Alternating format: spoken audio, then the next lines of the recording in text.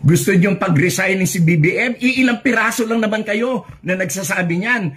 Takot na takot kasi kayo na malapit na kayong makorner, malapit na kayong makasuhan, malapit na kayong makulong kayo na mga kalaban ng politika sa administrasyong BBM.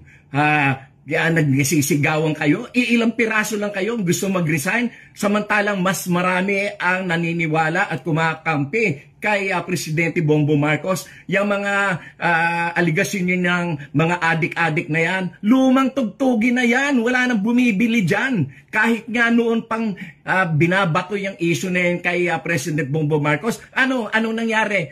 For the first time, a majority elected president ang ating naihalal for the first time. At for the first time, nagkaroon ng boto na pagkarami-rami ng 31 million plus. At yan ay kauna-unahang nangyari.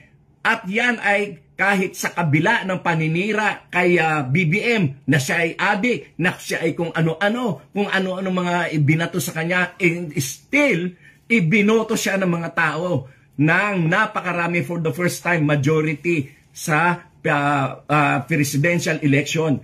At yung mga adik-adik nan, lumang tugtugi na yan, wala nang bumibili dyan.